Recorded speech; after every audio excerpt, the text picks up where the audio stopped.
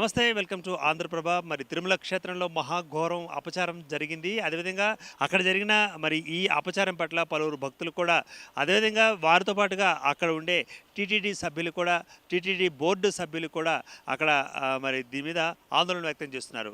మరి ముఖ్యంగా తిరుమల ఘాటుకు వెళ్ళే అంటే తిరుమల కొండకు వెళ్ళే ప్రథమ ఘాట్ అంటే మొదటి ఘాట్ దగ్గరలో ఆంజనేయ స్వామి ఉంటుంది. ఇక్కడ ఆంజనేయ స్వామి విగ్రహం ఇక్కడ క్షేత్రపాలకుడు శ్రీ ఆంజనేయ స్వామి విగ్రహానికి దండం పెట్టుకున్న తర్వాత ఈ మొదటి ఘాట్లో అందరూ కూడా పైకి వెళ్ళడం జరుగుతుంది. అయితే ఈ మొదటి ఘాట్లో వేయించేసిన ఆంజనేయ స్వామి విగ్రహానికి దండం పెట్టుకున్న తర్వాత మరి క్షేత్రపాలకుడుగా ఆయనకి అనుమతి తీసుకున్న తర్వాత భక్తులు అక్కడి నుంచి పైకి వెళ్ళడం జరుగుతుంది. అయితే మహాపచారంలో భాగంగా ఈ విగ్రహాన్ని హనుమంతుని విగ్రహాన్ని అక్కడి గుర్తు తెలియని దొంగలు చోరీ చేశారు. ఈ చోరీ చేసిన విషయం కూడా సీసీ కెమెరాలో పక్కా రికార్డ్ అయిన ఈ సీసీ దృశ్యాలను చూసి కూడా మరి టీటీడీ ఏం స్పందించట్లేదంటూ కూడా విమర్శలు వస్తున్నాయి.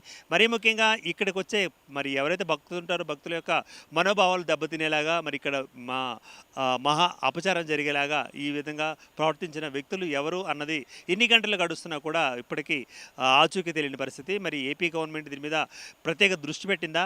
మరి దీనికంటే ముందు టీటీడీ ట్రస్ట్ బోర్డు సభ్యులు ఏం చేస్తున్నారు అంటే ఆలయానికి వచ్చే భక్తులకు మరి ప్రథమంగా అక్కడ మొదటి ఘాట్లో వేయించేసిన ఆంజనేయ స్వామికి దండం పెట్టుకుని అక్కడ పైకి రావడం జరుగుతుంది. కాబట్టి ఆ విగ్రహాన్ని చోరీ చేసింది ఎవరు అన్న కోణం ఇప్పటివరకు పోలీసులు తేల్చలేకపోతున్నారు. మరి ముఖ్యంగా టీటీడీ విజిలెన్స్ అంటూ ప్రత్యేక విభాగం ఉంటుంది. ఆ విజిలెన్స్లో వేలాది మంది ఉద్యోగులు కూడా ఉన్నప్పటికీ మరి దీన్ని ఛేదించే అంశం మీద ఎవరు కూడా ముందుకు రావట్లేదు అంటూ కూడా ఆరోపణలు అయితే వినిపిస్తున్నాయి. అయితే టీటీడీ మాజీ బోర్డు సభ్యులు కూడా మరి భూమన కరుణాకర్ రెడ్డి గారు కూడా దీని మీద స్పందించడం జరుగుతుంది. మరి ఏపీలో ఏం జరుగుతోంది, మరి ప్రధాన ఆలయంగా ఉన్న తిరుపతి క్షేత్రంలో ఇంతటి మహా అపచారం మహాఘోరం మరి ఎందుకని ఇక్కడ చోటు చేసుకుంది అంటూ కూడా ఆయన ఆందోళన వ్యక్తం చేశారు. అదేవిధంగా ఏపీ గవర్నమెంట్ కూడా ఏం చేస్తుంది అంటూ కూడా ఆయన ప్రశ్నించే పరిస్థితుంది.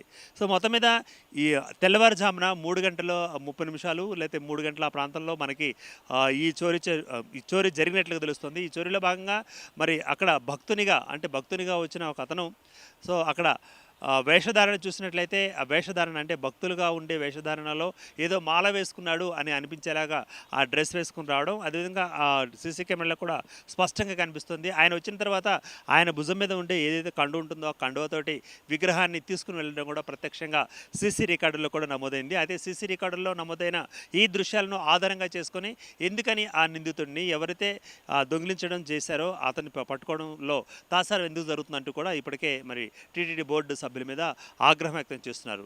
మరి తిరుమల అంటే ఎంతో నమ్మకం ఉన్న దేవుడు, మరి 2 తెలుగు రాష్ట్రాలకు కూడా ఆయన ప్రత్యక్ష దైవం అని మనం చూస్తున్నాం, కలియుగ దైవం అని అనుకుంటున్నాం. మనం కూడా మొక్కులు తీర్చుకునే ప్రయత్నంలో తిరుమల క్షేత్రం వెళ్ళటం జరుగుతుంది. అయితే మరి ఇదే క్రమంలో మరి తిరుమలకి ఆ పుణ్యక్షేత్రానికి క్షేత్రపాలకుడిగా ఉన్న ఆంజనేయ స్వామి విగ్రహానికి మరి భద్రత లేదా?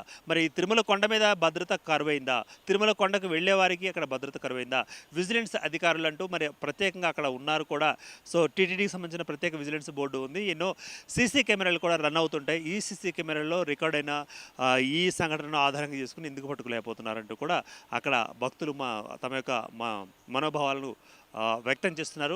మొత్తం మీద ఏపీ గవర్నమెంట్కి ఇదొక మచ్చగా తీసుకోవచ్చు, ఒక మాయగా తీసుకోవచ్చు అంటూ కూడా మాయని మచ్చగా తీసుకునే అవకాశం ఉందంటూ కూడా భక్తులు చెప్తున్నారు. అదే టీటీడీ బోర్డు మాజీ సభ్యులు భూమన కరుణాకర్ రెడ్డి కూడా తన యొక్క ఆవేదన వ్యక్తం చేశారు, ఆందోళన వ్యక్తం చేశారు. మొత్తం మీద ఏపీ గవర్నమెంట్ దీని మీద స్పందించాలంటూ కూడా ఆయన ఒక వీడియో రిలీజ్ చేయడం జరిగింది. మొత్తం మీద ఈరోజు తెల్లవారుజామున 3 గంటల 30 నిమిషాల ఆ ప్రాంతంలో జరిగిన ఈ కార్యక్రమం ఏదైతుందో 3 గంటల 30 నిమిషాలు ఆ ప్రాంతంలో మరి ఈ చోరీకి సంబంధించిన విజువల్స్ ప్రత్యక్షంగా ఉన్నా కూడా మరి టీటీడీ బోర్డు ఎందుకని స్పందించలేదు? ఇంకా తత్సారం ఎందుకు చేస్తోంది? ఇంకా తర్జన భర్జనలోనే ఉందా? మరి ఇంతటి అపచారం చేసిన క్షేత్రానికి అపచారం చేసిన మనిషిని పట్టుకోవడంలో మరి ఎందుకని వాళ్ళు విఫలమయ్యారంటూ కూడా ఆ ఆరోపణలు వినిపిస్తున్నాయి. మరి అటుగా ఆ విగ్రహాన్ని తీసుకున్న తర్వాత ఆ విగ్రహాన్ని తీసుకున్న వ్యక్తి ఎటుగా వెళ్ళాడు? ఒకవేళ బండి తెచ్చుకున్నాడా? అంటే 4 వీలర్ ఏమైనా ఉందా, 2 వీలర్ ఉందా, లేదా బస్సు ఎక్కి వెళ్ళిపోయాడా, ఏ రకంగా వెళ్ళాడు అన్న విషయం కూడా దాని మీద మరి పూర్తి స్థాయిలో ఇక నివేదిక అయితే బయటికి రాలేదు. మొత్తం మీద తిరుపతి పుణ్యక్షేత్రంలో మహా అపచారం జరిగింది, మహా ఘోరం జరిగింది. తిరుమల వారికి నెక్స్ట్ ఒకవేళ అపచారం ఎందుకు జరగదు, అక్కడ ఎందుకని దొంగతనాలు జరగవు అన్న ఆందోళనలో కూడా భక్తులు ఉన్నారు. కెమెరామెన్ సన్నీతో దుర్గా.